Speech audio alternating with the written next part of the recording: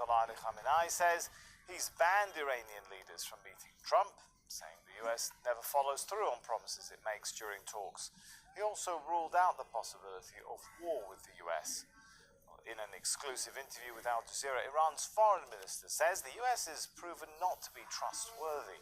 Mohammad Javad Zarif says Trump's decision to pull out of the 2015 nuclear deal has further strained ties between Washington and Tehran. هیچ مشکلی با گفتگو نداریم. We have no problem with dialogue, but is Mr. Trump really serious about talks? If he is serious about talks without preconditions, well, the Secretary of State put some conditions for talks 2 hours after Trump's comments. Impossible conditions. The first question is if they themselves have reached an agreement inside the US about talks with or without preconditions. Our policies in the region are totally clear. It's the US who needs to be accountable for policies in the region. Zain Basravi has more from Tehran.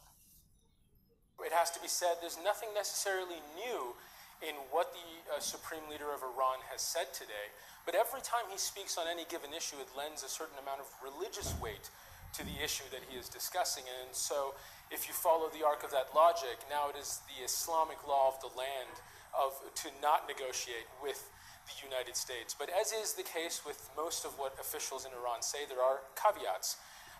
The Supreme Leader later in that address said that if Iran is in a position to resist economic pressure, and if Iran is strong enough to negotiate with the United States on more equal footing, and if the United States becomes more human towards Iran, then Iran may enter back into negotiations with the United States. So there is a subtle nuance there. But he said as far as the Trump administration is concerned, there is no way that Iran will ever negotiate with the current White House.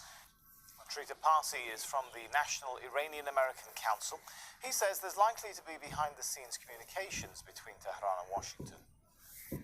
Ultimately, it would be very wrong if the Iranians completely rejected negotiations. What the region is suffering from is a deficit of diplomacy, and we need more of that in order to be able to stabilize the region. I do suspect that there are things taking place behind the scenes, and I do suspect that ultimately both sides will realize that it is to their benefit to increase the diplomacy. But at the same time, in order for diplomacy to be worthwhile, parties need to live up to their obligations. And there are good reasons, not just for the Iranians, but for the Europeans and everyone else, to be very wary of the Trump administration, mindful of the large number of agreements that the Trump administration is in breach of right now.